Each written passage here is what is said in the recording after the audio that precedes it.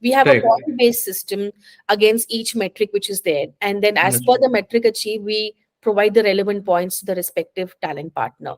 Like within 3 to 5 days, you have to do the first level of screening the resumes. And, for future forecasting as well, I think it gets very, very critical to have some kind of metrics drawn. Like I mentioned, that the TA partner has to ensure that within 24 hours, the hiring managers are, filling in the feedback. Mostly what happens is, when we are into the sourcing mode, sometimes, I've seen as per my experience, sometimes cleaning up ATS takes a back seat.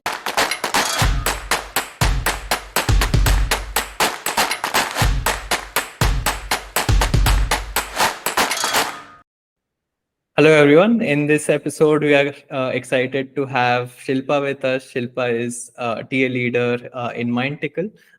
We are going to understand a bit more on the analytics side of recruitment, how recruiters work, how recruiters are measured on all the performance metrics and so on, right? So, hi, Shilpa, how are you? If you can have a quick introduction as well. Hi Raj. Hi everyone. Shilpa here.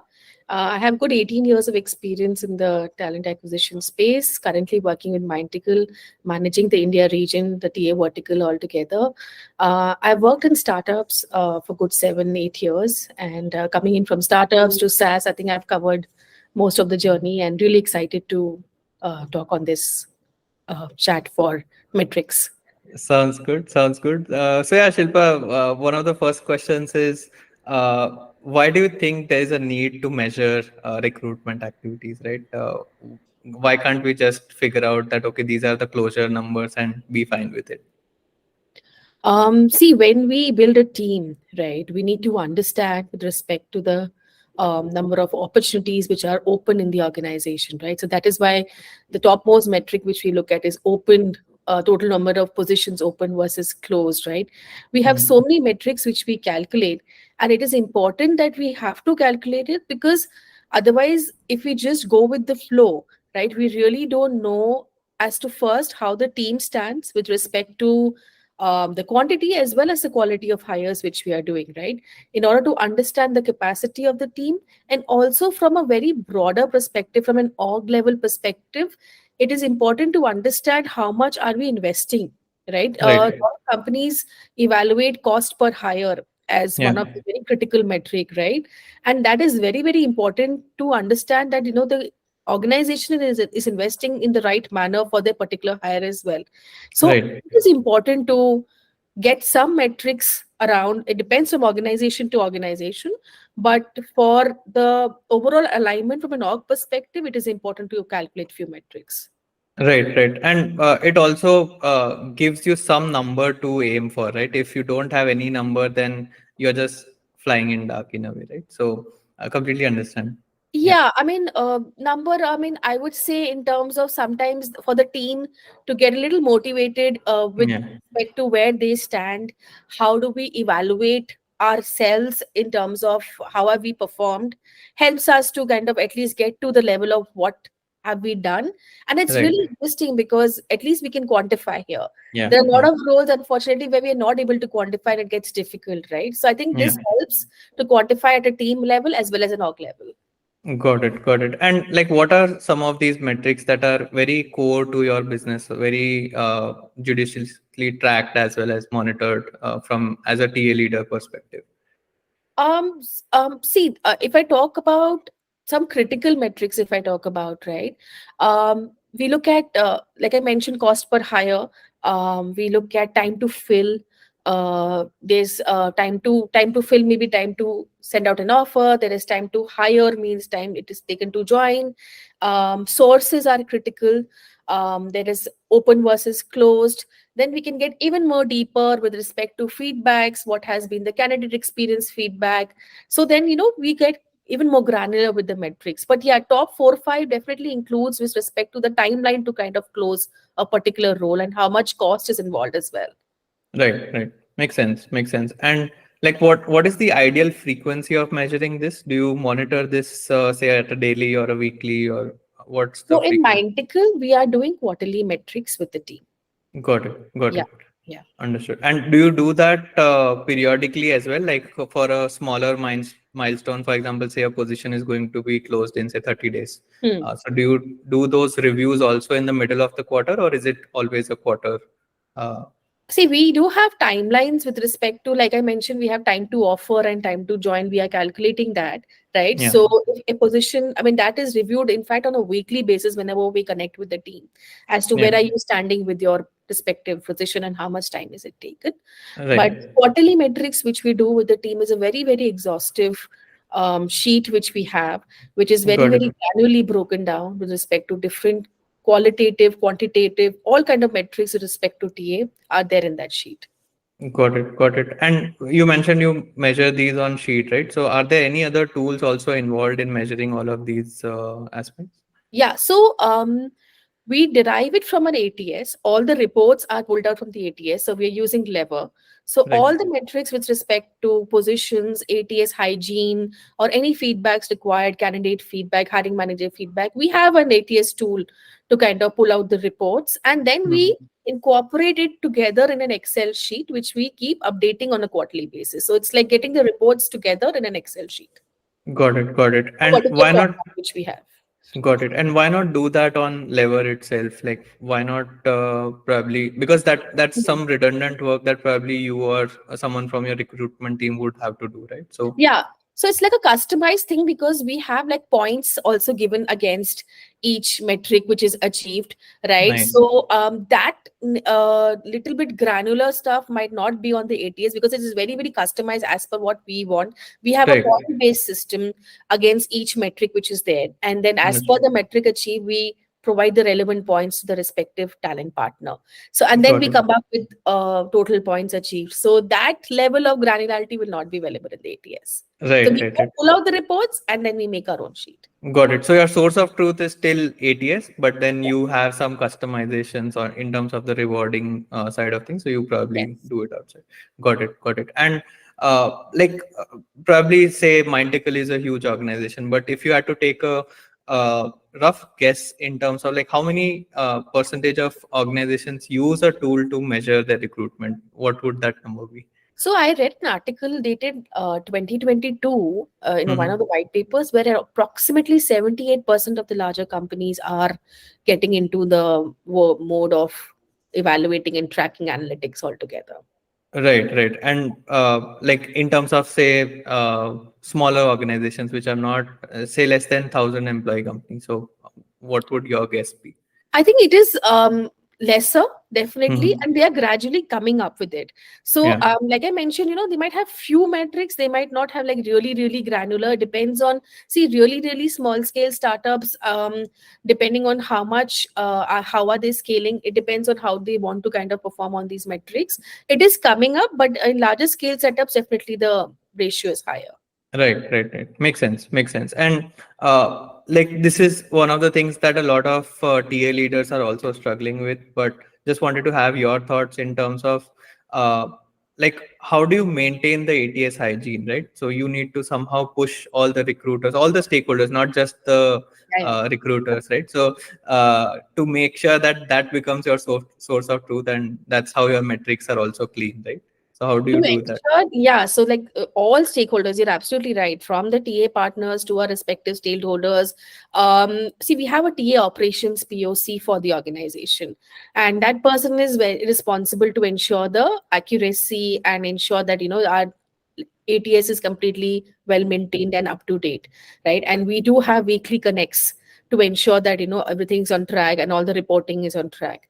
So that definitely is there. If there's any discrepancy, we fix it on a weekly basis. But one dedicated POC is definitely there. Got it. And this person follows up with the recruiters as well as non-recruiters involved Yes, in. Oh, that's yes, yes, interesting. Yeah, yeah. yes, yes. That's something that I haven't heard before. I think maybe that's a good practice to have one dedicated person to, because if the recruiter runs behind all the stakeholders, it just wasting a lot of time for them as well, which Yeah. they. So majorly with stakeholders, it's mostly filling in the feedbacks on the ATS, which the recruiters at least have a timeline of at least 24 to 48 hours to fill in the feedback after an interview.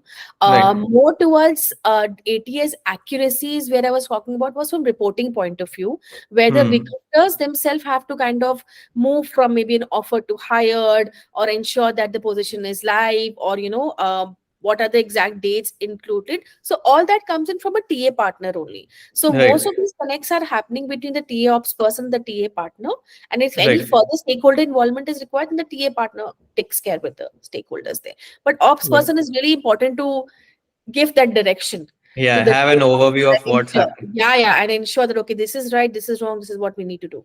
Right, right, right. Makes sense. Makes sense. And in your recruitment team per se, like, what are some of the individual metrics that you probably measure your recruiters on? Probably. Yeah. So we have, like I mentioned, on a quarterly basis, we do have a sheet. Hmm. So, we have something which is bucketed into certain categories. So the first category is requisition fulfillment. Basically, for that quarter, like how many were the open roles versus how many hired in that particular quarter, right? And Hmm. then we have competency based leveling for the in terms of how critical were the positions. So Right. and we have points assigned to that as well. So for Understood. example, someone has closed two positions for a position which might be of medium level criticality, and maybe one for a niche level, right? So as Right. per the points, we calculate, and then we come into a conclusion with a certain number, and their points allocated for the same. And then we are in parallel, we're looking at the total open roles versus total joined roles. Then we look at ATS hygiene. In terms of ATS hygiene, how frequently, so we have points with respect to, we have a target, like within 3 to 5 days you have to do the first level of screening the resumes. Like it has to be Right. important that we are acknowledging the candidates who are applying to us, and we're replying them in for certain period of time. So we have points Right. allocated there.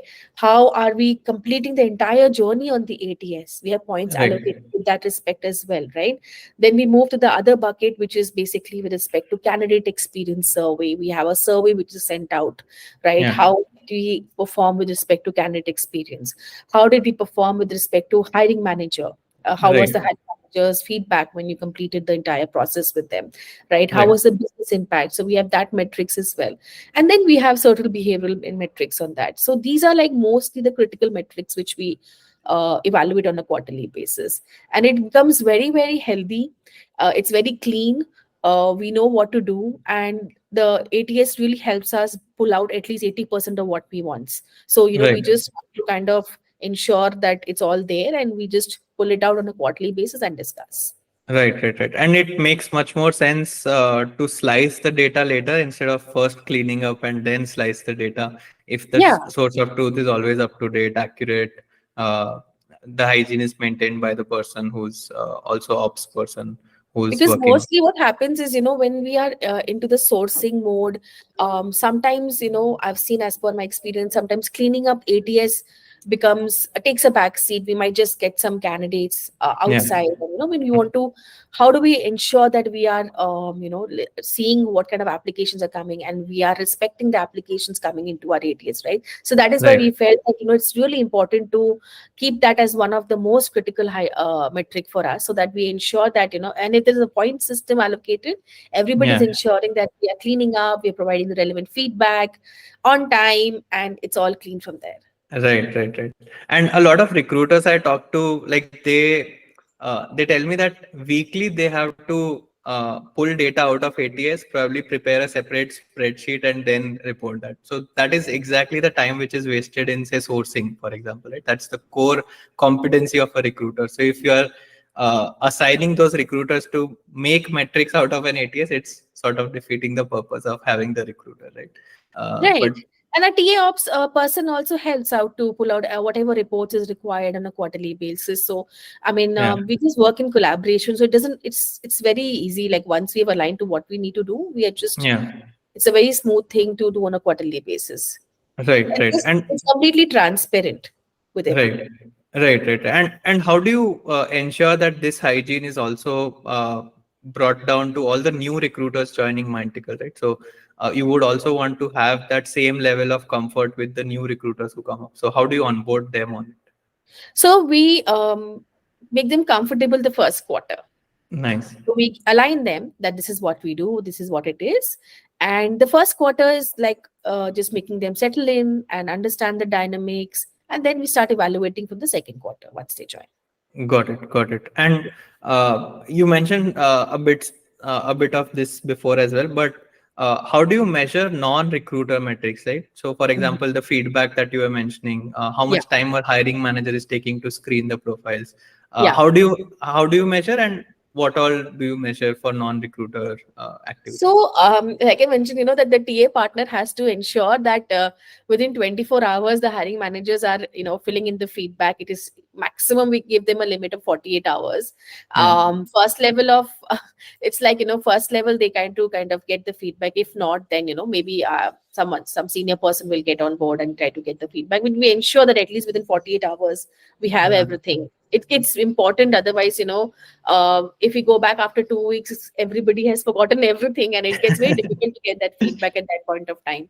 So Yeah. it's Yeah. important we ensure that that push is there from our end for at least Right. 24, not beyond 48 hours. Got it, got it. And in terms of the sources, right? You mentioned briefly around like how do you measure sources from which your resumes are coming in, right? There might be agencies, there might be career space, there might be job boards that you're working with. So how do you measure them, and what kind of metrics do you track for them? Very simple. I think we just keep it as applied or sourced. If there's campus, there's referrals and agencies. Right, So, right, and we do a quarterly source mix at a TA level hmm, as to, what kind of, and we have targets like, if you want to reach an X percentage, like for reference, we want to reach an X percentage by the end of the year. So we're evaluating it on a quarterly basis to see where we stand. We have right, given personal OKRs to the TA partners to ensure that, okay, if you give an X percentage of referrals, like they've all been given a separate OKR so that we right, reach the overall goal of the organization. So that, right. Makes sense. Makes yeah. sense.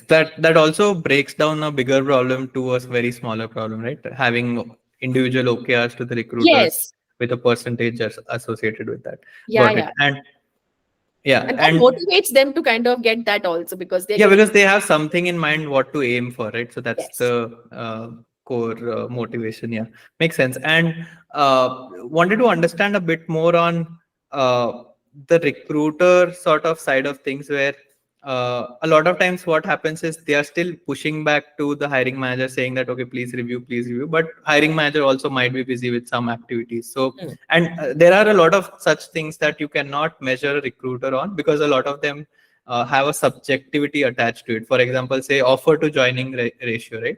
Mm. Now, a lot Yeah. of times the candidate is such that they just drop They at the back end, out. right? So how do you justify those numbers? And since you have those point system, I was curious to understand. Yeah. So we don't calculate offer decline. Uh, Okay, yeah. For us, the higher is joining.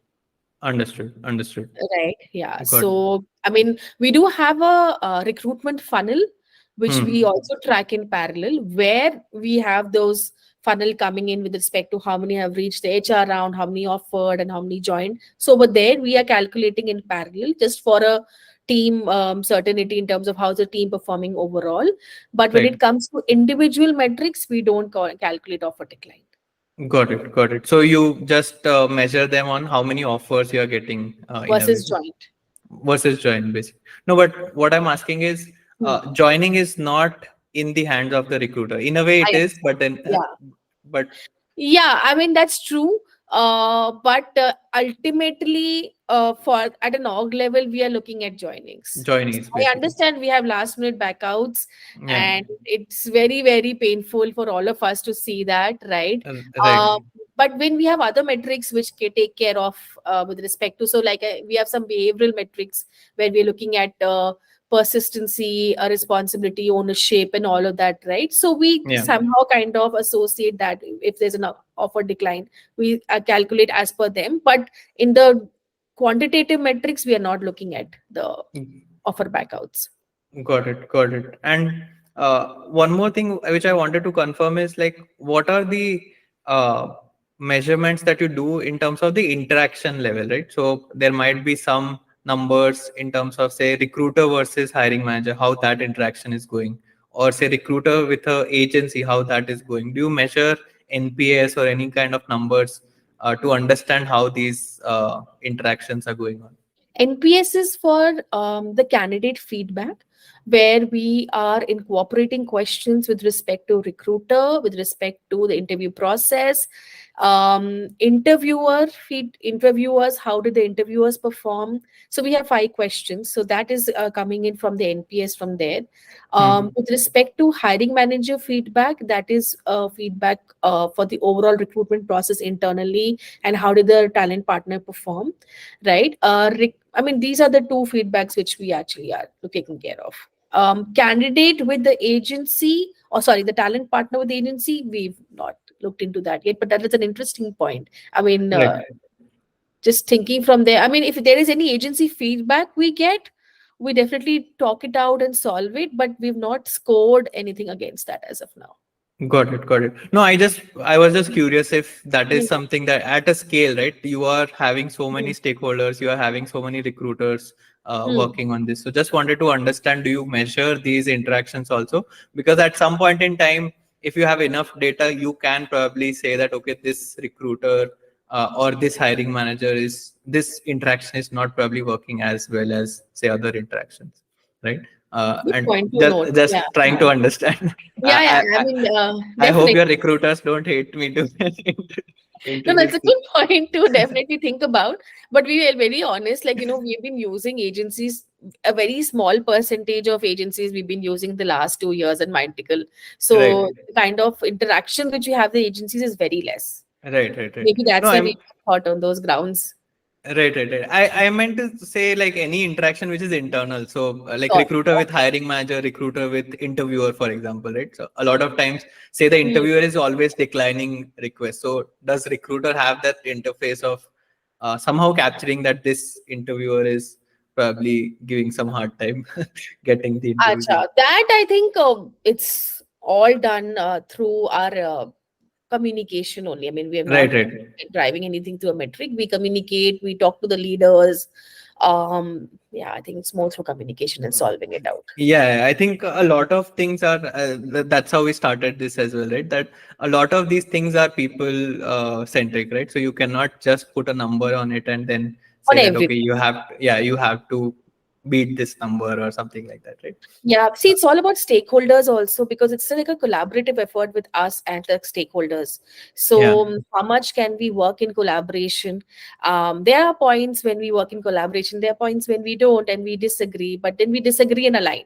yeah. That's how we work. Yeah. Makes sense. Makes sense.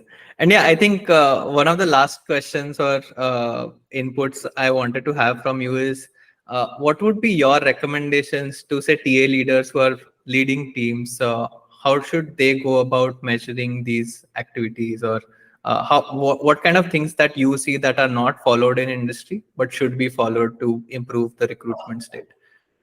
Definitely. I think as in how we all are scaling up as an economy as well, right? I'm just talking from a very broader perspective, and the way we are, the companies are speeding up and they are kind of scaling.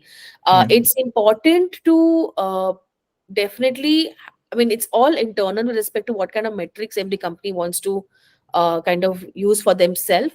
But to ensure there's consistency, to ensure that there is some kind of work which can be looked back upon, and for future forecasting as well, I think it gets very very critical to have some kind of metrics drawn. I think forecasting is something I was just reading recently on predictive analysis, right? Hmm.